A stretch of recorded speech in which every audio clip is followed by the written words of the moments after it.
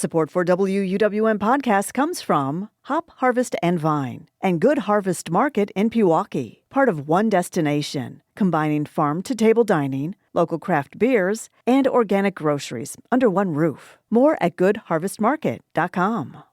Lake Effect brings you conversations about what's happening in Milwaukee and the people, places, and organizations that shape our community.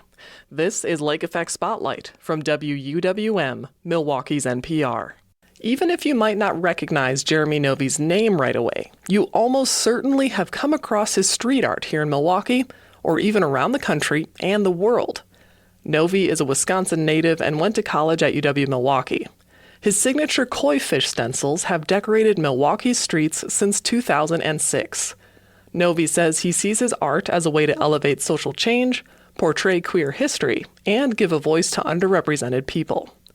His latest piece of street art will be unveiled right here in Milwaukee on October 6th. The Wisconsin LGBTQ History Project commissioned Novy to design rainbow crosswalks at the intersection of 2nd and National in Walker's Point neighborhood, which is home to most of the city's remaining queer bars. Ahead of the crosswalk unveiling, I'm joined by Jeremy Novy now. Jeremy, welcome to Lake Effect. Thank you, Audrey, for bringing me on. So even if people aren't familiar with your name directly, they're certainly familiar with your koi fish street art, which has decorated our streets since 2006. But before you became known for the koi fish, how did you originally get started in street art? So I was going to UW-Milwaukee. I was studying photography, and I started to kind of create what I called urban still lifes, where I put things on the street and photograph them. And then in turn, I started to do stencils. And a particular project that I did put stencils of doors and windows on boarded up buildings throughout Milwaukee. And when the Wisconsin State Journal had an interview and they asked the Milwaukee Department of Public Works, the people that actually give out a ticket for graffiti or remove it, they said in their statement that they only wish I didn't have a surface to do my art on. At which time sparked this big idea in my head that I can create art that can cause social change, or that can really kind of invoke something more than just being in a gallery or a museum. Was that kind of your aha moment that it clicked for you that activism through street art was your calling, or was something that was most important to you? Yeah, no, it definitely was an aha moment of what I wanted to do as an artist and how I wanted to be an activist, not just an artist, and using art as a tool to be an activist, to make people hear my voice and to hear what I have to say and listen in that matter. When you were really coming into your style and learning what you wanted to focus on, did you have any art history or artists that have influenced you that you admire and help shape your style, or just that you have, taken an example from, essentially? Well, early on, there's a lot of sticker books. And so I kind of was influenced by Shepard Fairey's, kind of branding an image out there and seeing an image over and over again. And then, of course, there's Banksy, who started to make stencils that did definitely have kind of a political message behind them, kind of usually something for change, human issues or whatever, in a society. And so I guess those things kind of together inspired me to do this. But also having some classes at UW-Milwaukee with some certain teachers, Nicholas Lampert, and kind of showing me art that was intervention and that art was put out there to cause a change. And I guess those things together kind of brought forth who I am as an artist. So I'm really drawn to the way you use negative space and shadows in your art. What's something that you hear over and over about your work that resonates with others who come across it?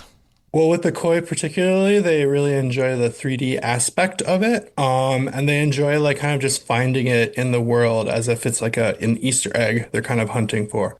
Can you talk a bit about the evolution of the koi, why you were drawn to them, what it symbolizes to you, and why they're kind of these beautiful little scavenger pieces to find in any given city? In 2006, I had the opportunity to study abroad while going to UW Milwaukee. And while I was there, I studied a lot of different like art things. And when I came back, I had to do an art project to get credit for being in China. So I came up with the idea of the koi, using some different things of juxtaposition of nature with modern materials being concrete, which is kind of a big thing in Asian art right now, is juxtaposition of ancient art with contemporary art. And so the combining of these two materials made me think about putting out koi. And, at first they were in Milwaukee and they started on the Oak Leaf Bike Trail, which a lot of people may have used the bus stops there. There's, I think, three different bus stops that are located at that North and Oakland intersection. And while you're waiting for the bus stops, you're like looking over at the bike trail. And the bike trail I saw as a river, as the first location. But then moving to bigger cities that have more kind of urban blight, or neighborhoods that are kind of underappreciated or underused, I started putting koi there because I thought that those places needed some brightening and those places needed a little bit of zen. And at first, they didn't have a shadow, but about 8 years ago, I ended up adding the drop shadow based on some paintings I was doing. Yeah, and now I've done like a 90-foot koi. I've done intersections with seven koi and kind of going a bit bigger. Oh, yeah. Speaking of going a bit bigger and having koi fish as well, you designed the rainbow crosswalks that are going to be installed on 2nd and National here in Milwaukee. Can you briefly describe your design for us? I'm curious about your process. Do you like to hand draw it out, or are you a digital person when planning a bigger piece like this? At first, I like to hand draw things, very kind of rough sketch, and submitted that. But because I'm working with city officials and city people installing it, I had to give a more finite design using a digital realm. And in my design, I chose to use the rainbow, but not just the rainbow, also some of the added colors of the progressive rainbow flag, which includes skin tones and the transgender flag. So I ended up doing them in what kind of looks like a spectrum, being that we are all one. Like we're all part of this LGBTQ plus community, and that we should like kind of stick together a little bit rather than like looking at us like separate segments of this community. And that was my idea with having it kind of the way that the colors blend together.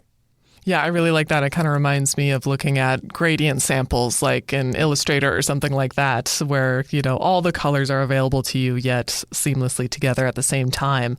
And you're also adding your signature koi fish to the crosswalk design as well, right? That is correct. There's going to be some koi on the sidewalks leading up to the crosswalk, and the koi are going to have rainbow coloring in them, other than the black, orange, and white that I do. You're from Wisconsin. You were born and raised here. You went to school in Milwaukee. What does it mean to you to bring a big piece like this to the city and in the heart of the LGBTQ neighborhood that we go to here in Milwaukee? It really kind of means a lot.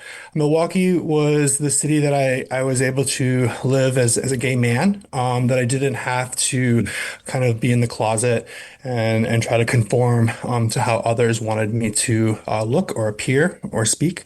And so for doing it in Milwaukee, it means a lot to me. I definitely consider it my home of like being gay as far as that goes. And yeah, it's just beautiful to be recognized for what you do in a place that you've done things at one time. I moved out of Milwaukee out of fear of being arrested for graffiti because I wanted to pursue street art, and murals hadn't quite came to Milwaukee yet, although now there are murals and things like that. So it is quite beautiful for the city to see what I do as art and not to see it as graffiti.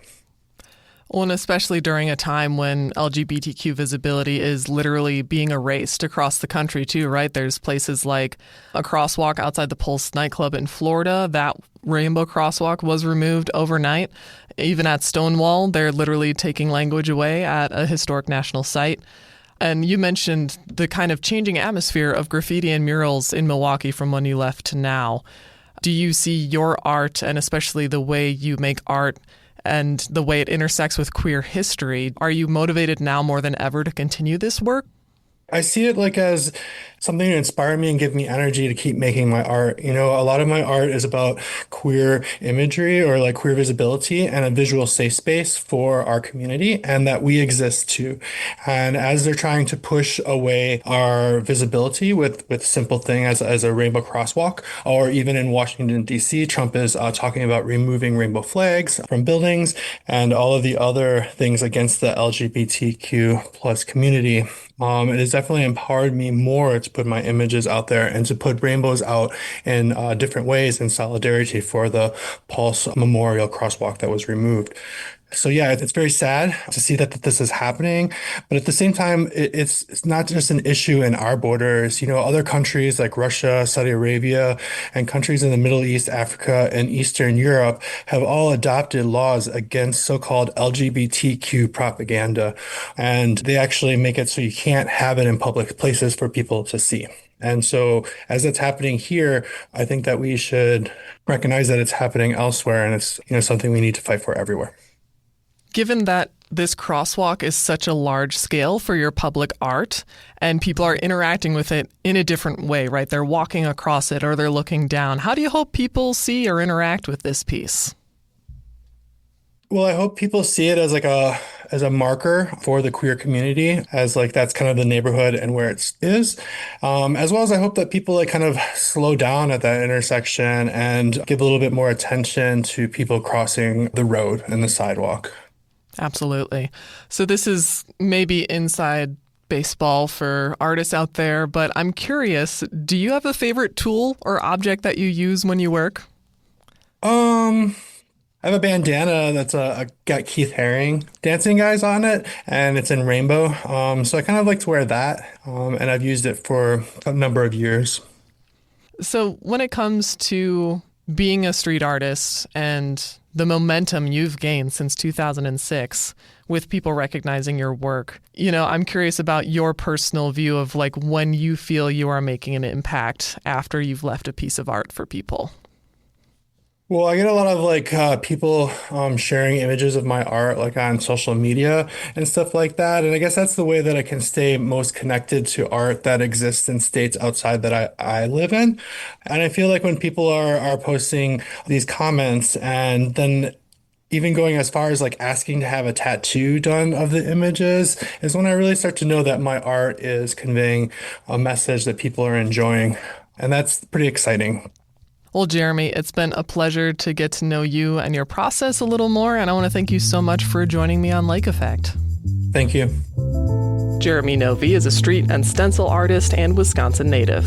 He designed the new rainbow crosswalk that'll be installed on the intersection of 2nd and National. The crosswalk is sponsored by the Wisconsin LGBTQ History Project, who invites the entire community to the commemoration celebration and also participate in a photo shoot unveiling the crosswalk on Monday, October 6th. Novy will be in attendance, and you can find out more information at wuwm.com. You can find more interviews like this one by visiting wuwm.com/Lake Effect. And while you're there, subscribe to the Lake Effect Spotlight podcast. Sources and methods, the crown jewels of the intelligence community. Shorthand for how do we know what's real? Who told us? If you have those answers, you're on the inside, and NPR wants to bring you there. From the Pentagon to the State Department to spy agencies, listen to understand what's really happening and what it means for you. Sources and Methods, the new national security podcast from NPR.